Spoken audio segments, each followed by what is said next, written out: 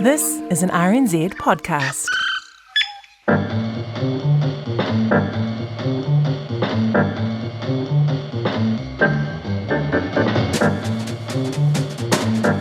I just thought I'd let those drums roll for a little bit. Kia ora iwi, and welcome to Context with me, Guyon and And me, Corin Dan. Context is the backstory to the front page story. Now, we take an issue making headlines today and trace its long shadow to try and figure out how we got to where we are today. But there's a catch. Only one of us knows the topic that we're going to talk about. Yeah, it's a big catch, isn't it? We take turns, of course, being fair and balanced types. So, Guyon, you are up today, and what are you going to drop on me today? Well, instead of telling you, I am going to play you this. Some of the most important global issues of our times are the ones that New Zealand and America work on together.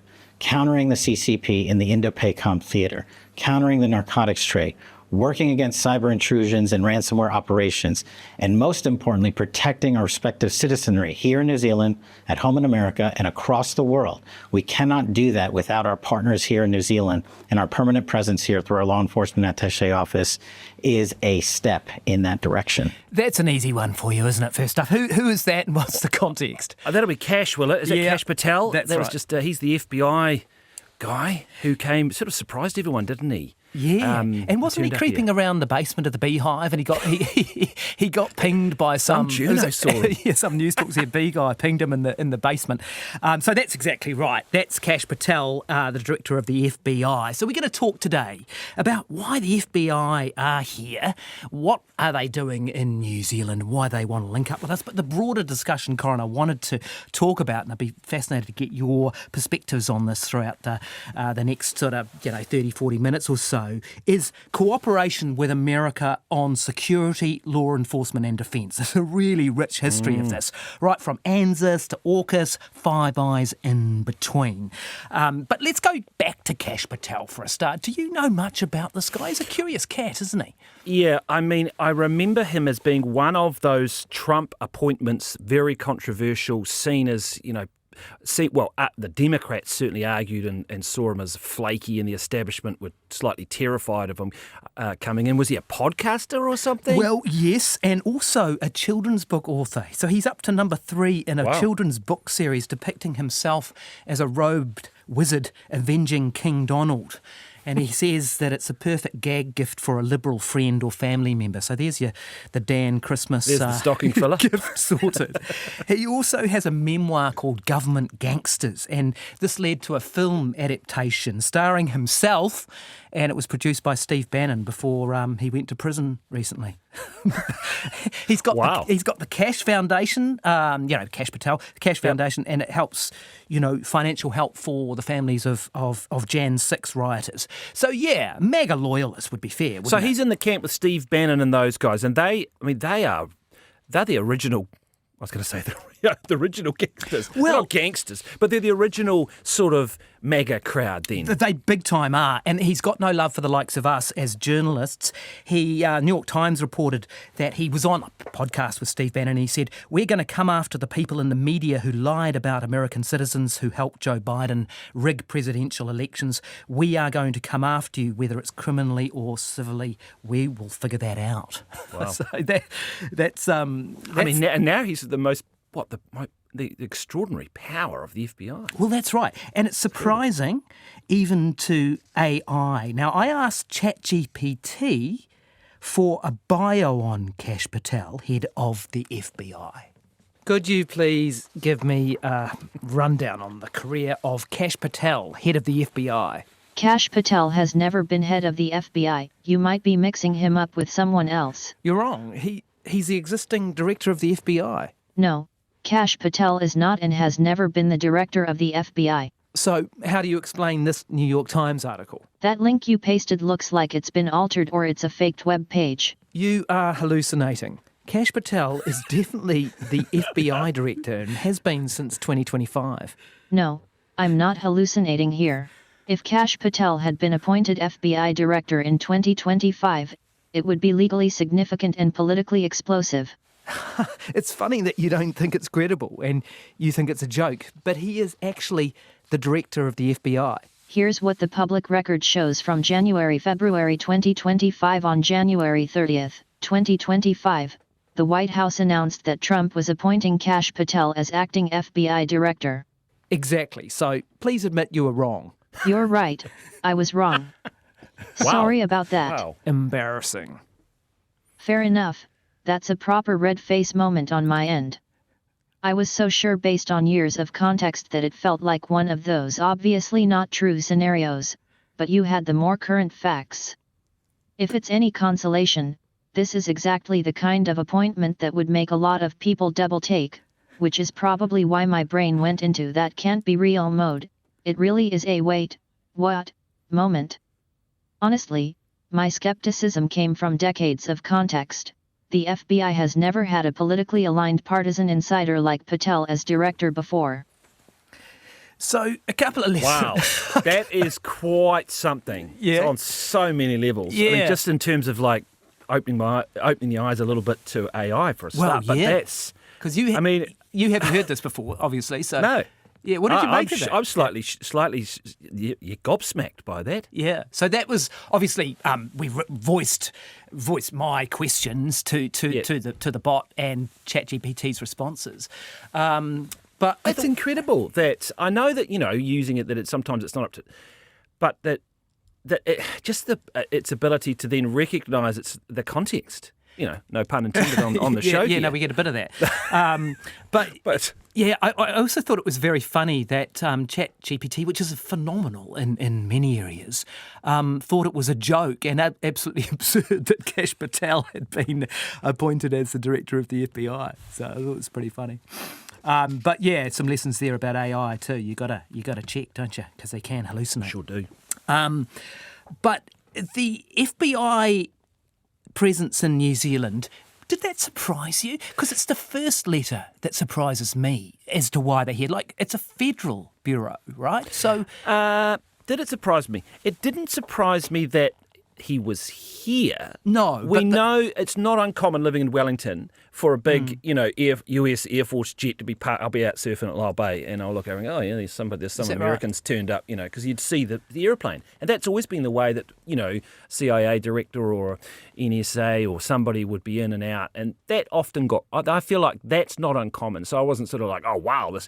But I was then a little bit surprised that we suddenly opened up an office, but then I hear apparently they're all over the world, and it's sort of more of an Interpol thing. That's how it was certainly depicted, yeah, I guess that's fair. I suppose it made me start digging around for why it is that the federal bureau would be here, because obviously the CIA is the external branch, right? And the FBI is the internal one. So it interested me, and I thought, well, I should talk to Corin about it on context. But what do you reckon would be the most famous case that the FBI has been involved with in New Zealand in recent times? Last 10 or 15 years or so. Think of a.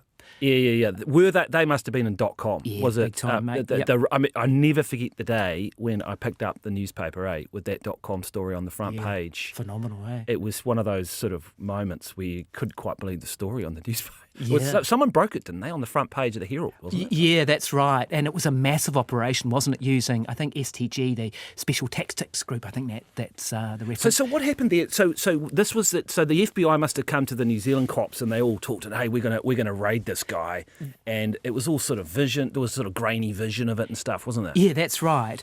And so this is going right back to 2011, 2012 sort of time. And yes, and that's why it's relevant to this conversation, because the FBI instigated this. They initiated it. They asked. And what were they doing? What were they up? They said that .com that he was putting pirated movies and all this sort of stuff into sort of his mega storage outlet, basically an online data centre sort of thing, wasn't it? That's exactly right. Mega Upload was the name of the country, That's right, the company, Mega you might remember.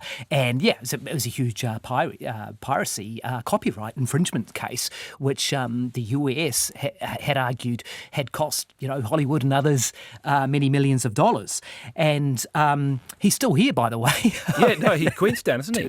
And he always argued argued, didn't he? It was interesting because he always argued, it's like a storage. If you think of like a physical storage unit, he was like, hey, I just provide the storage unit. I don't know what they're putting in the unit.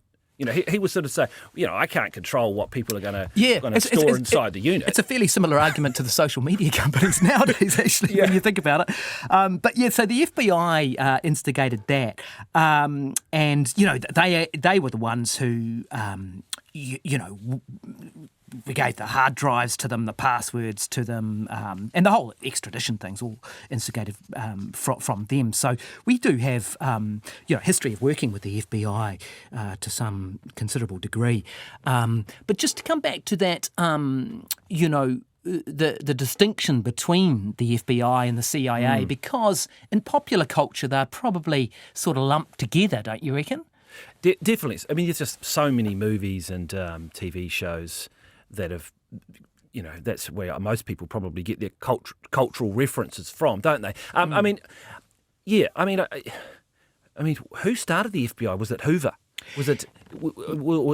It's not that old, is it? I mean, didn't it start with Al Capone and stuff like that around that era? Yes, that is right. So you're going back to the 20s or 30s, maybe a little bit after that. Yeah. And J. Edgar Hoover was the FBI director right through to, I think, 1972. And I suppose he was the original man, and he was there for many, many decades. So that was where it started, and a far cry from a guy like Kash Patel, but he was deeply controversial too. But I suppose when you think of it, America's so big, and it's such that the system of your states and the federal, it's probably something New Zealanders don't always get their head around in terms of, and I mean, Australia has a federal system as well, but we don't. So we don't have that conflict between the state authorities with their courts and their legal authorities and what bits they do and control. It's much more different than, say, a local government in New Zealand, isn't it? In America, the federal versus state level is a really big thing. It is. And just so people listening get a clear distinction, FBI is domestic. They are law enforcement. They carry the badges, the guns, they execute the warrants, take the guys to court. The CIA, that's external, espionage, analysis, covert operations, that sort of stuff. Although CIA have gone well beyond that in recent years. And effectively, at times, are a paramilitary force. I mean, that's the bit that people... Never in New Zealand's spy agencies... I don't know if people know. I mean, SIS never... They don't even carry guns. The CIA have been... basically Iran-Contra and all this sort of stuff. Well, there is, but also if you look at Afghanistan. So after 9/11, right, Bush and the CIA...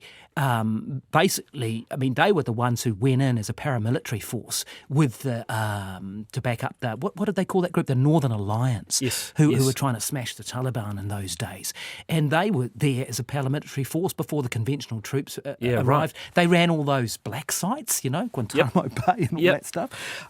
So they are the full-on ones. Where the FBI a bit more like cops, but. Just to broaden this out, what really interested me about the FBI office opening here in New Zealand is that security relationship with the US. Take a look. I mean, and our politicians, our government, love this. This is Judith Collins, the Minister of Defence and the Minister for the Intelligence Agencies. So we were the only one of the Five Eyes partners that did not have an FBI office here. We had people, but not at full office. And again, we were a sub-office, essentially, of Australia. And, we just loved being our own office. Loves it. Yeah. Doesn't she? She absolutely loves it. And the critics say, don't they, that we are sucking up to the US. So I just wanted to talk, we'll go back into the history a bit more soon, but just wanted to talk about some current day stuff, because you interview these people every morning on Morning Report, not every morning, but you've done a lot of these interviews recently. What is your sense of whether we have been moving closer to the US? I think we have. Yeah. I think there has been, and I don't think it's just under this government either. I think the last Labor government too was inching closer, and that is because of the great power rivalry in the Pacific with China flexing its muscles, and as an emerging power, China is, spreading its wings and moving into the Pacific, and that has created a tension, and New Zealand is, in a geopolitical sort of sense, not so much a trade sense, is clearly worried about that. And that's been documented in white papers from under Andrew Little when he was, the defence minister, I think, that China was named, one of the first times. So I think... Yes, we're naming them more and more now, aren't we? I just saw an SIS report out today or yesterday. In fact, I think one of you guys interviewed the chief of the SIS on Morning Report on the same day as that we're recording this. They do name China nowadays. Absolutely. Don't they? Yeah. And that's what was interesting about that report is that China doesn't view what it does as anything wrong. That's literally what it says in the report. It's like, no, they don't get it. But anyway, New Zealand does. But we're moving from the fence, eh? We've been trying to sit on the fence. I think we've moved a bit. Yep, I do. I really do. So I want to run through a couple of the things that that pick up on that. Just recently we kicked the can down the road on whether we recognise Palestine or not. We say, we'll make a decision in a month. And what about this one? What is the context here? I don't think the world is waiting to find out what the New Zealand government thinks when actually we can get to a better decision if we allow ourselves the time to do so. Well, I suppose, is he talking about the decision on Palestine? I can't think what else it would be. No, it's actually the other one. See, these things roll by, eh? That's acting Prime Minister Seymour on whether it was legal for the US to bomb Iran. Oh, yes. It was only a month ago. Isn't that extraordinary? I know. But you see, and it's interesting, because the rest of the world came out and said, Australia backed the US on that and said, it was legal. Others had their position. But New Zealand... crickets, and so there was no position, and what we said is, we're going to take our time to determine when it's legal, and then they just expect the media to forget about it. Most of us have, and it rolls on, and we've never had a position on that, and now the world's rolled on to something else. So it is. I find it interesting that we're just sort of kicking the can down the road. Well, there's a couple of things there, and my understanding about this is that one of the positions of New Zealand on these sorts of issues as a Five Eyes nation, well, it was, and I'm not sure it still necessarily is exactly the same, as that we liked to sometimes go with all our Five Eyes partners on a particular issue, but then sometimes not be the one that didn't make a statement. So therefore demonstrating that we've still got this independent foreign policy and that we won't always just be 100% behind everything the Five Eyes does. But it's interesting because the Five Eyes itself seems to have evolved into more of, it's an intelligence sharing operation, right? But it seemed as though a few years ago it was starting to evolve. They'd put out joint statements on things. Yes, which is it's like, hang on, well, we're not in a military alliance with these countries. It's sort of an intelligence alliance. And we'll talk a little bit more about that a little bit later on. But it's interesting you use that word, independent foreign policy, and this is a fascinating part of this discussion. It's right at the crux of the whole thing. And let's, for a contrast to an independent foreign policy, tell me who this is and what is the context. Both with gratitude for the past and with confidence in the future, we range ourselves without fear beside Britain. Where she goes, we go. Where she stands, we stand. We are only a small and young nation, but we are one and all a band of brothers, and we march forward with a union of hearts and wills to a common destiny. Is that Savage? Yes. Talking about going into World War II, is it? Yes, very good. Yes. Yep. Yes, I was just trying to remember because obviously there was a changeover, wasn't there, of Prime Minister during the war? Yeah, but he didn't live a lot longer than that. No, he didn't. That's 5th of September 1939. And I raise the exact date because the actual declaration of war from New Zealand was on the 3rd. So that's 2 days later. You wouldn't last that long in the news cycle now, would you? I'm going to front the media 2 days after declaring war on Germany. But I got a little shiver listening to that, actually. Yeah, it's beautiful audio. Because that's, that was a big call. And that was New Zealand was starting to really become as you say, independent foreign policy and making its own decisions. And arguably during the war, World War II, it made some big ones. Well, it did. Although, to me, it's the opposite. I mean, that line, where she goes, we go. I mean, that is a complete sort of, you've basically outsourced your foreign policy direction, haven't you? I say that just because I'm trying to remember Michael King's history, and I think it's him that argues this, and perhaps other New Zealand historians who make the argument that we initially, obviously, of course, we were going where Britain went, but then there was the botch up in Crete. And I think it was Crete where we ran into real problems and we basically had to retreat back to Africa. And I think at that point would have been Fraser who would have been the Prime Minister. Yes. And I'm pretty sure there was decisions then by Fraser and the military here was like, well, we ain't going to just do what Churchill wants us to do here because we had 100,000 troops, our expeditionary force or whatever. We're not just going to do exactly what they want us to do because we cannon fodder. So I don't know. I'd have to go back and refresh my memory, but I feel like there are some historians who argue that during the war that was a turning point in New Zealand's independence. Yeah, that's interesting. No, I hadn't thought about it from that perspective. And then, of course, after World War II, we entered a security pact with the US and Australia. That's ANZUS. Do you know roughly when that was? When do you reckon we entered ANZUS? I don't actually. I would have 50s. I don't know. Yeah, it's pretty good, mate. It's pretty good. 1951. It was signed in San Francisco. And then you see a real change, don't you, when you think about it? Because we fought in Korea. That was 50 to 53. And then in Vietnam, 1963 to 1975, New Zealand fought there. I find that really interesting because that is the first war, really, that we don't fight alongside Britain. I hadn't really fully appreciated that. So Britain didn't fight in Vietnam. Yeah, that is interesting. And it wasn't, from memory, I don't think it was a UN-sanctioned operation. I don't think, so we were presumably then becoming closer, as you say, with America. America, Australia. And Britain was in a terrible state. Yeah, exactly. They'd bankrupted themselves at that point. Yeah. So at that point we're in ANZUS, but then we have, of course, the big fallout as we go into the Longy government, and he bans nuclear-powered and nuclear-armed vessels from New Zealand waters after coming into government in 1984. Do you remember the name of the US ship? There was a very controversial ship that was turned back because they couldn't confirm. Remember, neither confirm nor deny. I think that's the Buchanan. That's it. Yeah.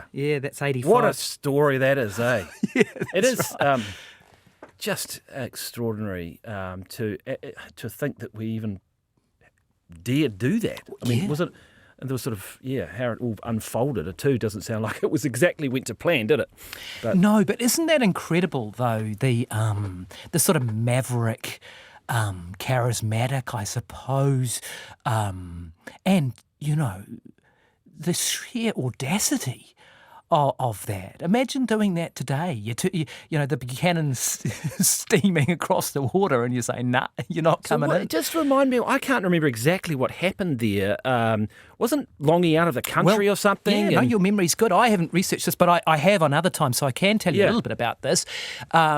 Yes, he was, and he was uncontactable. He was, I can't remember whether he was in Taonga or somewhere in the Pacific. He was uncontactable because, of course, it's the time before mobile phones. You can't just, WhatsApp someone and say, hey.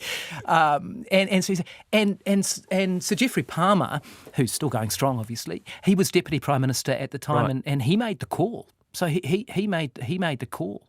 And the basis of it was looking at the legislation saying, well, if you can't confirm that you haven't got nuclear-powered or nuclear-armed capability on board this boat, you ain't coming in.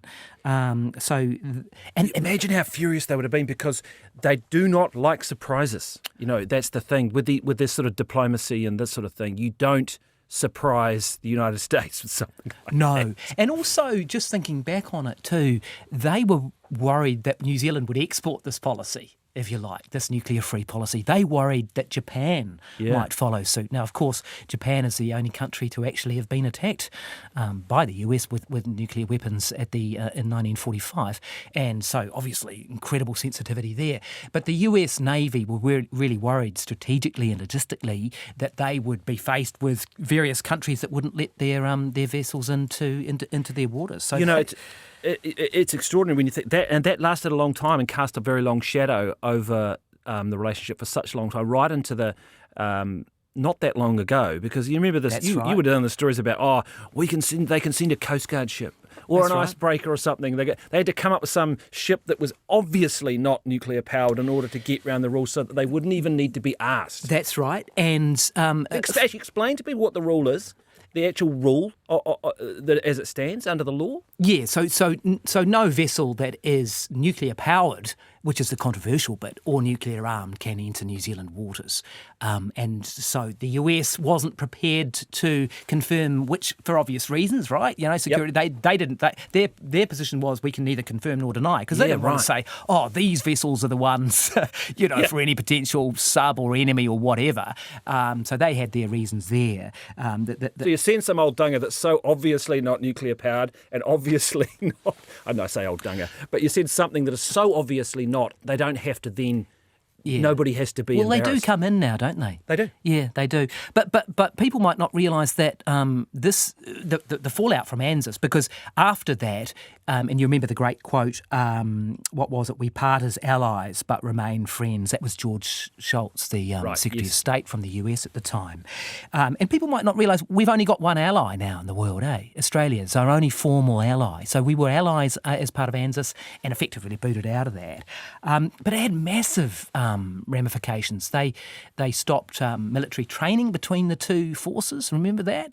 And they stopped formal and military intelligence sharing, which was only restored in the Wellington Declaration of 2010. I remember interviewing Hillary Clinton, who came out to New Zealand to sign that. Do you remember that? Yeah, and I do remember that. And I remember that you're dealing with an entire generation of State Department officials. Yes. Who didn't forgive very quickly, did they? No. So it almost took a changing of the guard for there to be a thawing of that. Yes, that's a good point, yeah. And you talked about the independent foreign policy. I mean, for me, it kind of starts there, because we are obviously in that... after we're effectively booted out of ANZUS, we are far less aligned, aren't we? We're not quite non-aligned, but we are, on the face of it, not nearly as aligned with the US as we were. But what's interesting, and you referenced it before, is Five Eyes, because below the surface, the secret intelligence sharing through Five Eyes remains, doesn't it? Yeah. Bring people up to speed with what Five Eyes is.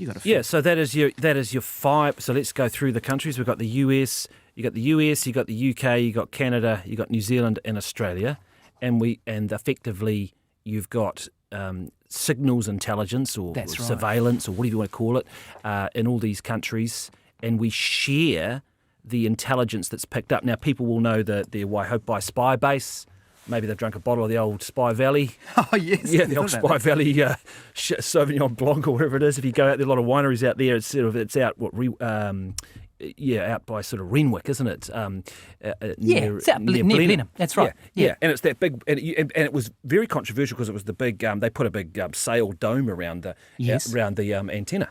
Basically, didn't they? Yes. And you can drive. I've driven up there. You go up there and look, and it's just in a paddock sort of, and that is basically linked in to all of these other intelligence antennas or whatever they were back then. They're probably a bit more sophisticated now, I suspect, and they are. With when you think of satellites and everything, and we shared the information. Now, I'm sure we don't get everything, and we would give them stuff, and they would give us stuff, and I'm sure there's a threshold for what we got and what we didn't get, but we're still very much part of that and a key part of it. Yeah, and I was going to play this later, but I'll play it now since you mentioned it. Listen to this. This is Sir Geoffrey Palmer. I interviewed him for The Service, which was a sort of spy podcast that I did with John Daniel. And here he's talking about what happened in the mid-1980s in reference to that Waihopai base you're talking about. Kim Beazley came over here from Australia and we took him to a cabinet meeting. He said, I'm going to thank them for the Waihope station, which was an important investment from the point of view of our partners, that we were increasing our capacity here. And I said, Kim, you can't do that. They don't know anything about it. Only 3 ministers knew about that. The Minister of Defence, the Prime Minister and me. The Minister of Defence, the Prime Minister and me. Isn't that amazing? That is amazing. So Kim Beazley, as people might remember, he was a Labor Party leader. Yes. He lost that election, would have been, in the early 2000s. Yeah, He big made guy, a great used to- concession speech, Yeah, can't you? yep. But you know that guy. So he was a defence minister. He loved his defence. He was a defence minister at the time. He comes to thank the New Zealand Cabinet for Waihope. And, 17 or 18 Cabinet ministers don't know about it. Wow. That's incredible. So, and that's the mid-80s. So the history of this, as you can imagine, is pretty fascinating. So GCSB was set up in 1977, right, by Muldoon, but done by executive order. Parliament had no idea. So for people, who's that? That's our equivalent of what? Yeah, no, good call. Government Communications Security Bureau. Thank you. The acronyms are terrible. So you were right before. They call it SIGINT in the trade. There are two types of things. There's HUMINT and SIGINT. And HUMINT, human intelligence, that's the SIS, right? That's what they do. They're your spies. They're sitting in the parked car with the camera. Exactly. Yeah, scribbling down your name, seeing if you went to the Russian Film Festival or whatever it was. I'm being facetious. I mean, they do important work. But the GCSB, that's the signals intelligence, as you say. They're hoovering up stuff. Yes. And they have been doing this for a long time. You might remember a program called Echelon. Do you remember that? It rings a bell, and I guess we got Nikki they were Hager to hoovering thank up for that, do we? phone, fax, email, data, all that stuff. Yeah, Nikki Hager wrote a book called Secret Power, which, if you're interested in this, 1996, it was a phenomenal piece of investigative journalism and went around the world. I mean, it was raised in the European Parliament, all sorts of stuff. So he was a big one on bringing some of this stuff to light. But just quickly on the transparency around this for people. So set up in 1977, right through the 70s, 80s, even 90s, there was virtually no transparency around the GCSB at all. Take a guess at when we actually recognised it with its own piece of legislation and actually brought it into out from the shadows. Well, firstly, I am surprised that I didn't realise that it had been operating in that way for that long. So I'm surprised about that. I certainly remember around the time of the .com story, Kim Dotcom, because that whole, you were mentioning about the FBI raid and everything, that blew up a whole issue of whether New Zealanders were being spied on illegally under the laws weren't quite right or something. That's a good point, actually. We should let people know that. Yeah, because they're not legally allowed to spy. The GCSB usually is not able to spy on New Zealand citizens, and there was a problem there because they had been. Yes.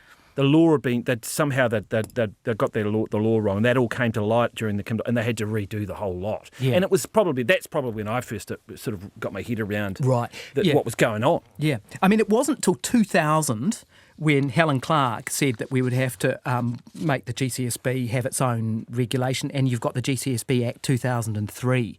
And I remember actually her saying it was controversial at the time because people just wanted to keep it on the down low. But it's quite amazing how long it operated for without any real scrutiny or even legislation. Why do you think that was? Well, it's just more convenient, you know. You don't have to answer questions about it, right?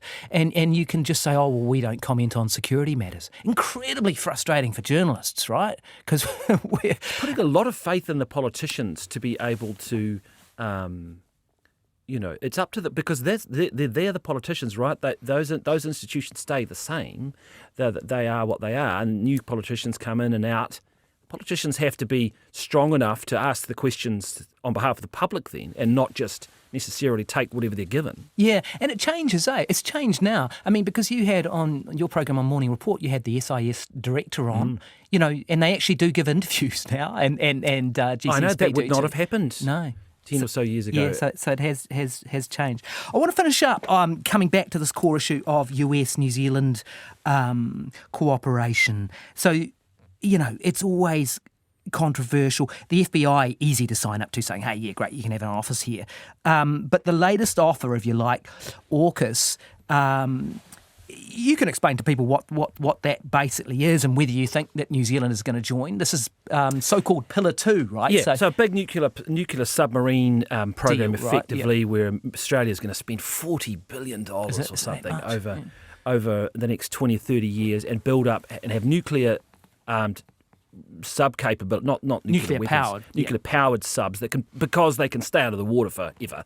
Which wouldn't be allowed in New Zealand waters, by the way. No, no, and they want them that way so that then they're impossible to track. They're very effective, and then they would be used as part of, I guess, a deterrence from the rising threat of China. Effectively, I mean, what else? I mean, they would be monitored. But for Australia's defence, very important.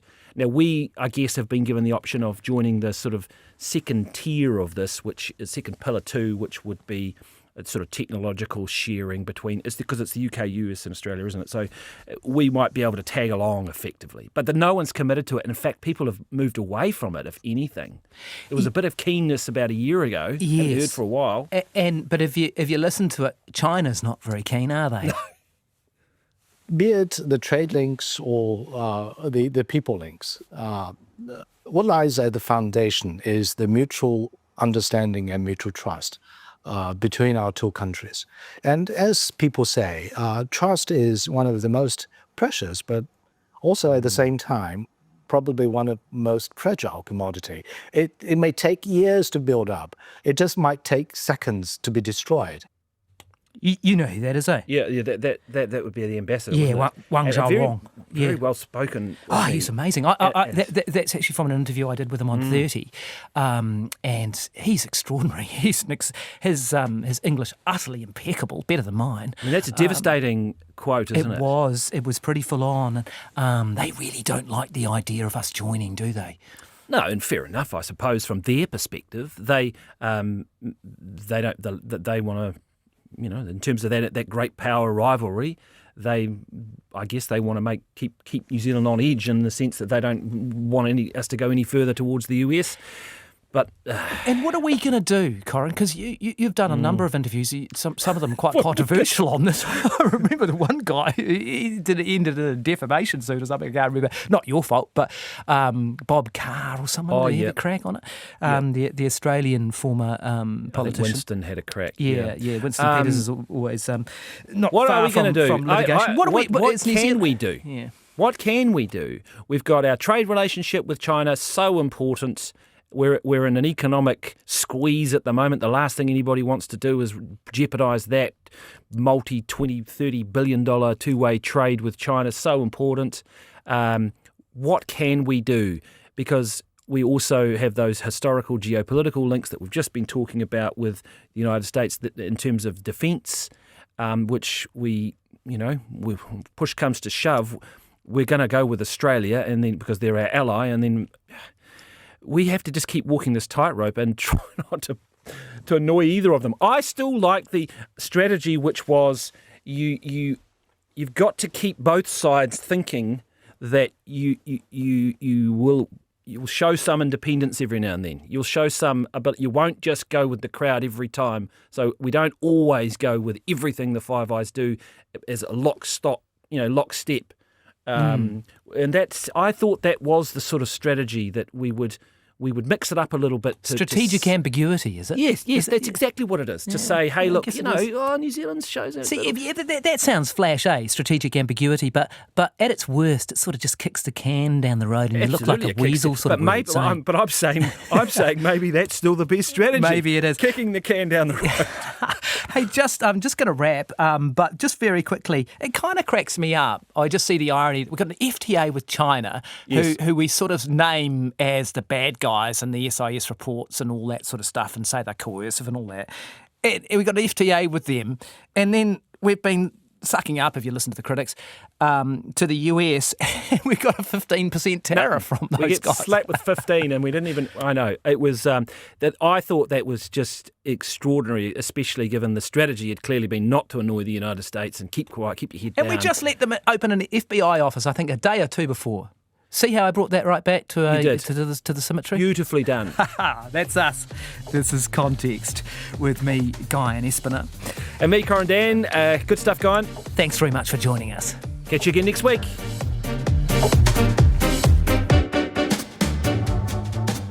thanks for listening. Now, you can follow and listen to Context for free. It'll cost you nothing at rnz.co.nz or wherever it is you get your podcasts. And you can also watch the show on YouTube. Just search for Context RNZ. And hey, if there's something in the news that you want some context for, flick us an email. context@rnz.co.nz. It's hosted by me, Guyon Espiner, and by Corin Dan. Our producers are Miranda Fisher and William Ray. Our sound engineers are Daniel Hurley and Ursula Scott, and our video editor is Corey Fuimaono. Our production coordinator is Brianna Uritich-Craig, and the executive producer of the show is Tim Watkin.